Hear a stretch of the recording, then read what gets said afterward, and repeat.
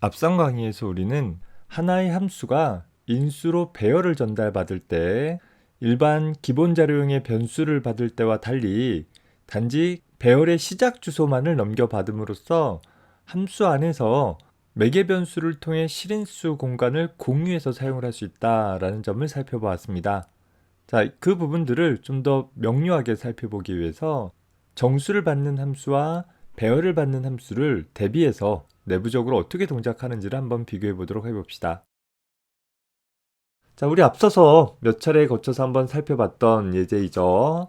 현재 메인 함수에서 정수형 변수 x라는 변수가 선언이 되었다라고 가정을 해봅시다. 현재 메모리 1000번지에 x라는 이름의 4바이트 저장 공간이 할당이 되어지고 이후 우리는 x라는 변수에다가 10이라는 값을 할당하게 되어지면 x라는 이름이 직접 매핑하고 있는 1000번지에 10이라는 정수 상수 값을 32비트의 데이터로 코드화해서 1000번지에 집어넣어주게 될 것이에요. 우리 관심은 어떻게 정수 데이터를 코드화하는지는 관심이 없기 때문에 그냥 4바이트 공간에 10이라는 상수값이 들어갔다라고만 간략화해서 표시를 해봅시다. 자, 이후 이 x라는 변수의 값을 0으로 만들어주는 어떤 처리를 하기 위해서 x는 0이라고 해도 되지만 그 처리가 굉장히 복잡한 어떤 처리가 필요하다라고 가정을 해봅시다. 우리는 set0라는 함수를 호출할 거예요. 자, 이 set0라는 함수는 매개 변수가 정수형을 필요로 하는 함수이기 때문에 현재 set0라는 함수로 호출을 하면서 하나의 정수값을 함수의 인수값으로 지정을 해주었어요. 정수형 매개 변수가 필요한 함수이니까 정수형 변수값을 인수로 써주는 데는 아무런 문제가 없을 것입니다. 자, 그래서 set0라는 함수가 호출되어지면 이제 함수의 제어의 흐름이 set0라는 함수 쪽으로 옮겨가면서 현재 함수의 인수값인 x의 값이 set0라는 함수가 호출되었을 때 할당되어진 var이라는 별도의 매개 변수에게 그 값이 복사돼서 전달되어지는 일이 일어나게 될 것이에요. 즉, 현재 x라는 변수와 별개로 var이라는 변수가 set0라는 함수 안에서 접근할 수 있는 var이라는 이름의 변수가 별도의 영역에 할당이 되어지고 x라는 표현식이 나타내는 값 10이라는 값을 var이라는 변수가 복사받게 되는 거예요. 자, 따라서 var이라는 변수의 값을 0으로 바꿔주는 일을 처리를 해주게 되어지면 몇 번째 값이 0으로 바뀌게 되겠어요? 그쵸? var이라는 이름은 현재 1020번지를 가리키는 이름이기 때문에 1020번째 값이 0으로 바뀌어지는 일이 일어난다라는 거예요. 자, 이 상황에서 set0라는 함수가 어떠한 값도 반환하지 않고 호출축으로 복귀하게 되어지면 이제 2020번지에 할당받은 영역들이 할당 해제되어지게 되어지기 때문에 메인 함수로 돌아와서 x의 값을 출력해보면 여전히 10으로 남아있게 되어지는 문제가 발생된다라는 것입니다. 그래서 우리 앞서서도 소개했지만 이 버전의 set0는 호출되나 마나한 뭔가 제대로 된 처리를 할 수 없는 그런 함수였었습니다. 자, 이것과 똑같은 예를 배열을 통해서 구성을 해볼 것입니다.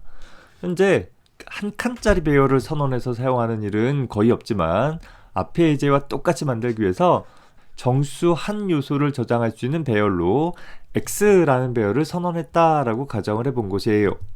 현재 역시 메모리 1000번지서부터 연속되어진 4바이트 공간에 정수 하나이니까 연속되어진 4바이트 공간에 x라는 이름의 배열을 만들어주고 역시 x라는 이름은 1000번지와 직접 매핑이 되어지죠.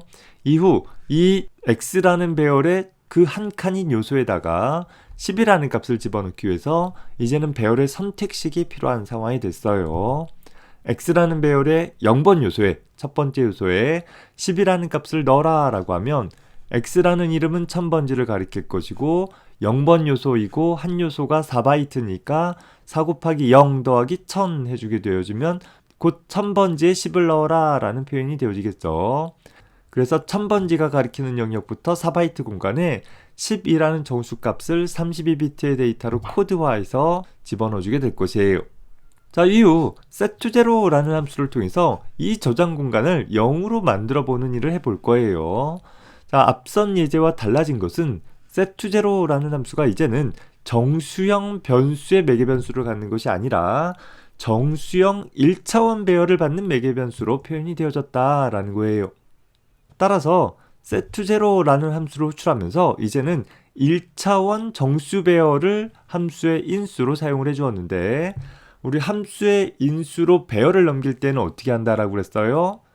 오로지 배열의 이름만 써줌으로써 배열의 시작 주소를 넘겨준다라고 했어요. 예외 없어요. 어떠한 종류의 배열이든 상관없이 배열을 함수에게 통째로 넘겨주는 효과를 얻기 위해서는 반드시 배열의 이름만 써준다라는 거예요. 다른 방법이 없어요. 자, 이렇게 배열의 이름을 함수의 인수로 사용을 해주게 되어지면 이제 함수의 제어의 이름이 set0로 넘어갔을 때 이 set0라는 함수에서 매개 변수 var이라는 변수가 생성이 되어질 것이고, 이 var이라는 변수는 정수형 배열에 대한 주소를 받는 변수이다 라고 했어요. 현재 set0라는 함수의 인수로 x라는 이름, 즉 1000번지라는 이 x라는 배열의 시작 주소를 바로 set0라는 함수의 매개 변수 var로 전달을 해주게 된다라는 것입니다. 즉 var이라는 변수가 받는 것은 10이라는 값이 아니라 1000번지라는 일종의 주소값을 받게 되어진다라는 것이죠. 여기 x가 지금 한 칸짜리 배열이니까 여기가 한 칸이 만들어진 게 아닌 거예요. 이 x가 100칸, 1000칸짜리 배열이다 하더라도 이 var이라는 변수는 오로지 4바이트 공간에 하나의 주소를 담을 수 있는 변수가 만들어진 것 뿐이고, 그 주소값을 통해 1000번지라는 것을 받았기 때문에 함수 내부에서 이 var이라는 이름을 통해서, 엄밀히 따지면 var이라는 이름은 배열의 이름은 아니에요. 배열의 이름은 아니지만 배열의 이름처럼 배열의 시작 주소를 가리키니까 현재 x라는 이름도 1000번지를 가리키지만 var이라는 이름도 1000번지라는 정보를 갖고 있기 때문에 첨자 연산을 수행을 할 수 있더라라는 거예요. 자, 우리 앞에서 첨자 연산은 어떻게 한다라고 그랬어요? var이라는 이름으로 기준 주소 값을 0이라는 옵셋 값에다가 한 요소의 답이 4이니까 0 곱하기 4 한 값을 더해주면 소위 1000번지에다가 0을 집어넣어라 라는 표현이 되는 것이죠. 자, 현재 1000번지에 0을 집어넣어라 라는 이 표현식은 함수 내부에서 동작되어지지만 실제로는 함수 호출 측인 이 메인 함수 측에 이 1000번지에 있는 배열의 요소값을 직접 바꾸는 효과를 얻을 수 있게 되어진다라는 것입니다. 자, 더욱이 이 함수는 어떠한 값도 반환하지 않고 호출축으로 복귀하게 되어지면 이제 이 함수 안에서 만들어진 모든 메모리가 다 해제되어진다 하더라도 호출축으로 돌아와서 보면 x라는 변수의 값은 0으로 바뀌어진 채로 남아있게 되더라 라는 것이죠. 자, 이렇게 함수의 매개 변수로 배열을 받는 함수는 배열의 요소값을 복사받는 것이 아니라 배열의 시작 주소값을 받게 되어짐에 따라 함수 내부에서 그 변수를 가지고서 배열처럼 접근하게 되어지면 함수 내부에 복사본을 수정하는 것이 아니라 그 주소값을 통해 실인수 영역을 직접 참조할 수 있고 바꿀 수 있게 되어진다라는 굉장히 중요한 특징들이 발생하게 되어진다라는 것이에요. 결국 우리는 이 var이라는 매개 변수를 통해서 실인수 영역에 만들어진 x라는 배열을 공유할 수 있는 효과를 얻을 수 있게 되어지는 것이고, 이 var이라는 매개 변수를 통해 조작한 모든 행위들은 이 실인수 영역에 직접 어떤 변화를 야기시켜주는 일이 발생되어진다라는 것을 잘 정리를 해둘 수 있었으면 좋겠습니다. 내가 감자를 깎을 때 감자를 1000번지에 갖다 놓고 나서 길동이에게 1000번지에 있는 감자를 깎아줘 라고 하면 길동이는 현재 1000번지에 가서 감자를 깎았을 때 그 1000번지는 내가 만든 영역인 거잖아요. 현재 함수 출축인 내가 만든 영역인데 그곳에 직접 가서 감자를 깎았기 때문에 길동이가 일을 다 끝마치고 돌아오면 1000번지에 가보면 깎인 감자가 놓여있게 되어진다라는 것이죠. 현재 메인 함수 측인 나와 함수 사이에서 단 하나의 정수값도 전달하지 않았지만 그저 하나의 주소값을 전달해 줌으로써 정보들을 공유해서 사용을 할 수 있는 그런 특징들이 생긴다라는 점, 꼭 일반 변수의 경우와 배열을 받는 변수의 경우를 구분을 해서 기억을 해두기 바랍니다. 그래서 예를 들어서 다음과 같은 함수를 하나 만들어 봤어요. clear integer array라는 함수를 하나 만들었고, 현재 임의의 길이를 갖는 list라는 정수 배열을 만들었을 때 정수 배열을 clear, 초기화하는, 지워주는 그런 함수인 것이죠.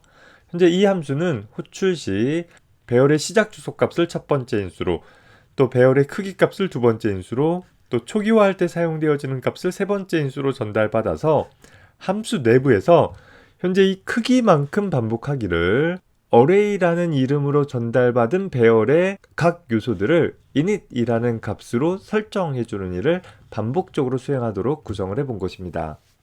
자, 여기서 주의할 것은 현재 내가 기호상수를 통해서 배열의 최대 크기를 max로 선언했다 하더라도 함수 내부에서 반복하는 횟수를 max로 설정하지는 않는다라는 점에 주의를 해줘야 될 거예요.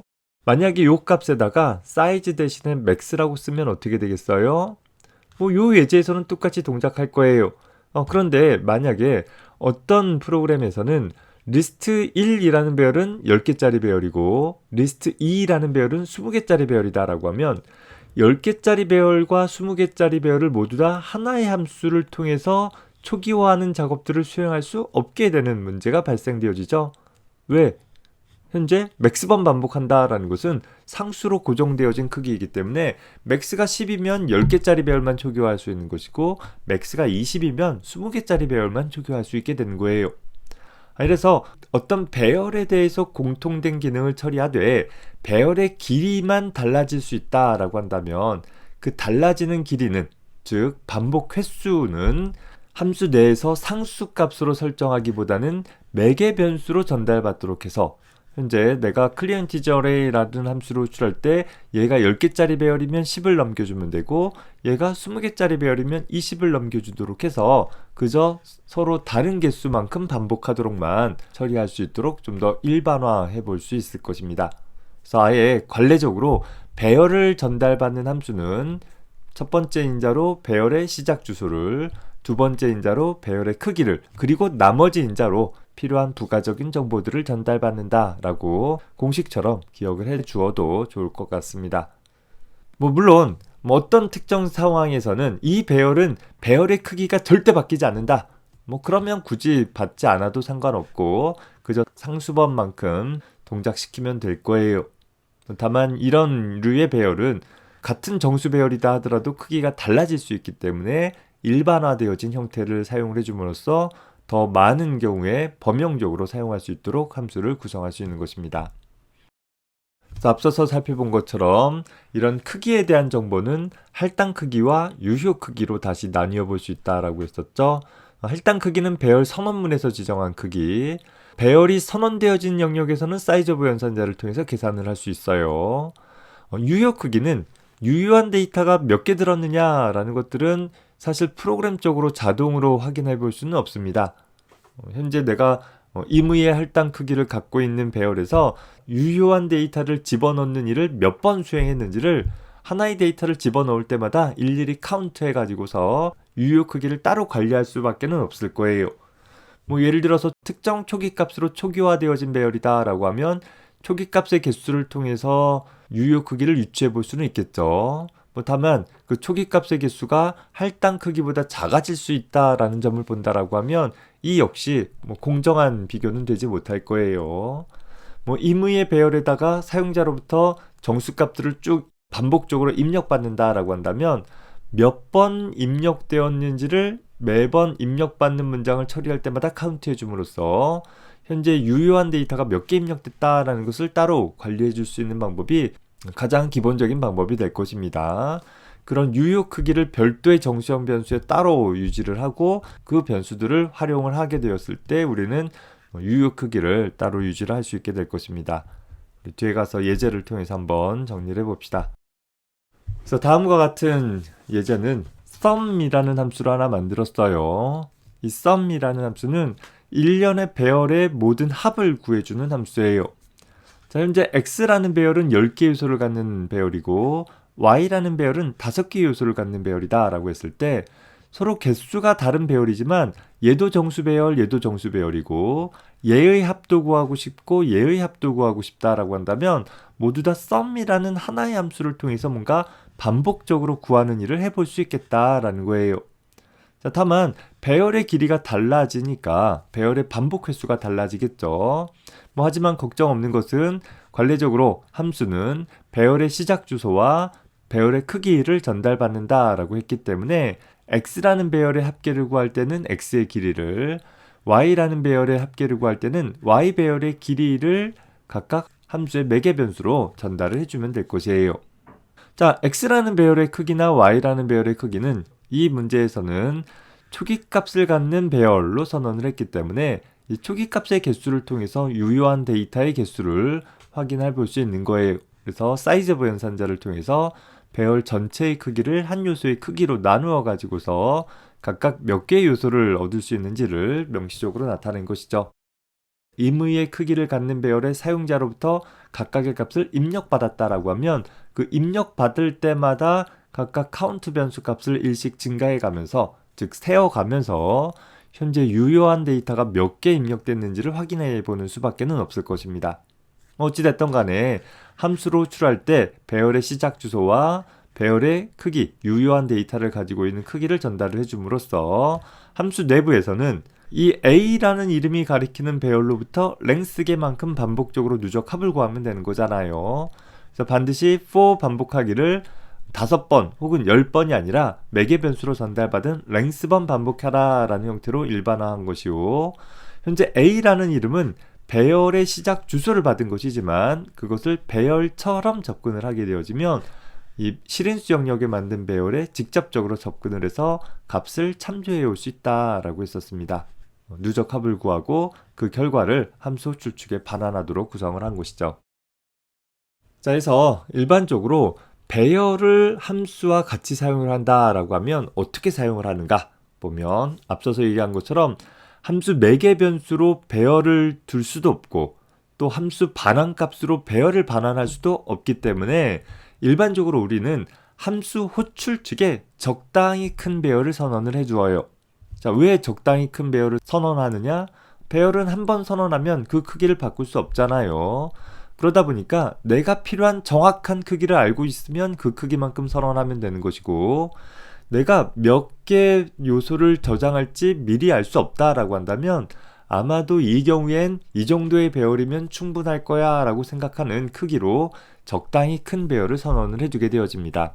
자, 그리고 그 선언되어진 배열의 시작 주소를 함수에게 전달해 줌으로써 함수 호출 측과 함수 구현 측이 배열에 대한 정보를 공유하게 될 것이고, 함수 구현 측에서는 매개 변수로 전달받은 배열의 시작 주소를 통해서 각 요소에 접근하게 되어지기 때문에 함수의 매개 변수로 배열 요소를 복사받는 것이 아니라 그저 시작 주소를 전달받은 것이기 때문에 함수 내부에서 매개 변수를 통해 접근하는 모든 행위들은 실인수 영역에 있는 배열에 직접 영향을 미치게 되어진다라는 거예요.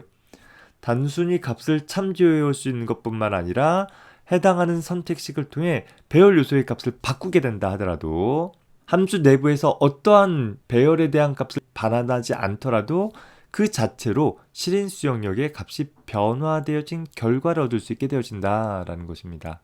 물론 함수 안에서 배열을 만들어서 함수가 끝나더라도 없어지지 않게 배열을 반환해주는 방법이 있기는 해요.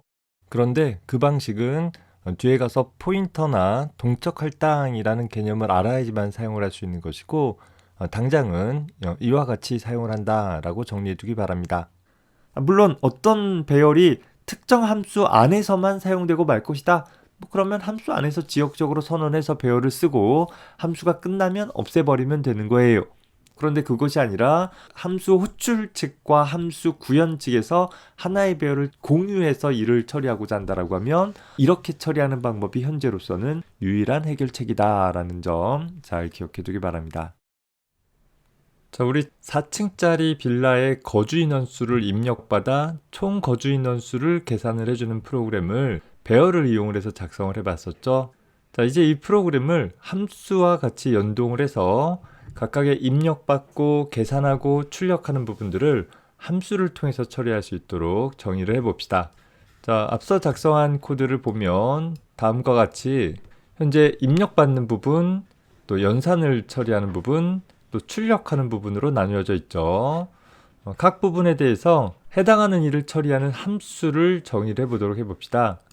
먼저 가장 간단한 각 층의 거주 인원수를 출력하는 부분은 show라는 함수로 처리해 보도록 해볼 거예요. 자, 이 부분은 잘라내기 해서 없애버리고 현재 show라는 함수를 호출을 하되 내가 출력하고자 할 빌라의 층수가 서로 다를 수 있잖아요. 그래서 mp4이라는 배열에 대해서 출력을 하되 현재 maxfloors라는 4층이라는 상수로 정의되어진 그 수만큼 출력하도록 구성을 해볼 수 있을 것입니다.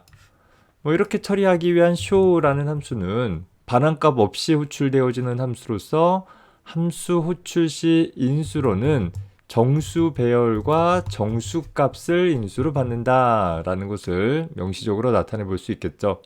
우리 함수 선언에는 타입의 리스트만 있으면 된다라고 했기 때문에 정수 배열을 받는다라는 형태로 int 네모가로만 써주면 되기는 해요.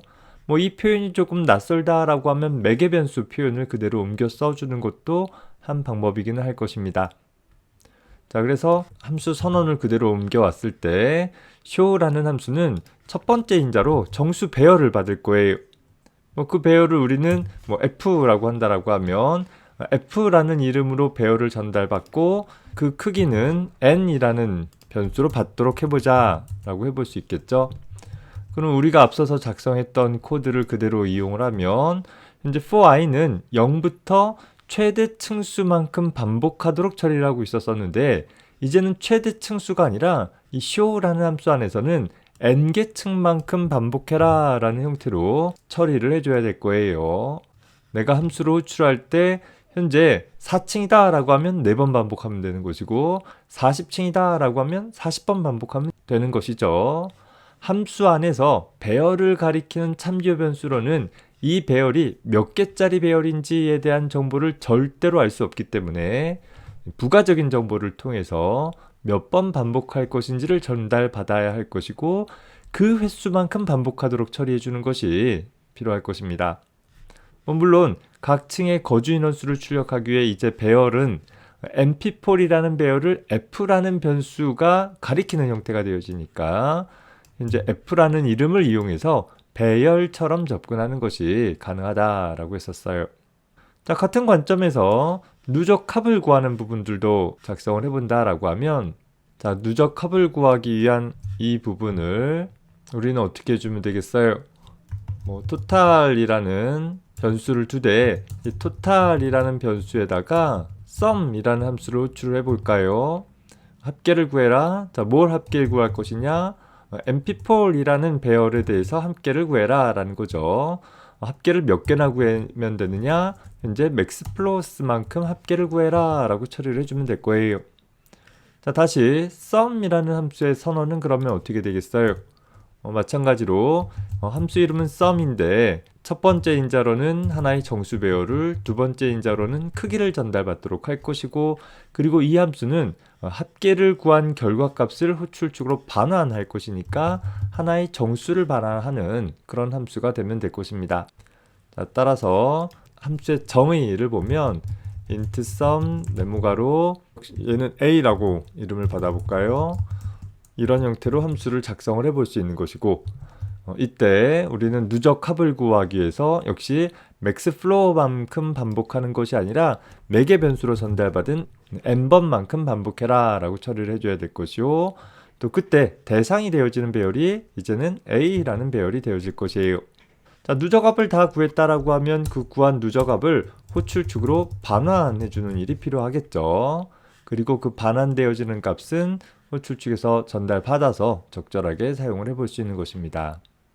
자, 이렇게 함수를 호출을 할 때 배열을 전달한다 라고 하면 배열의 이름을 함수의 인수로 써줌으로써 그 배열의 이름이 나타내는 배열의 시작 주소 값을 함수에게 전달을 해서 이 배열이 아무리 큰 배열이다 하더라도 그저 주소값 하나 달랑 전달받으면 되기 때문에 효과적으로 프로그램을 수행을 할 수 있게 되어진다라는 것이에요.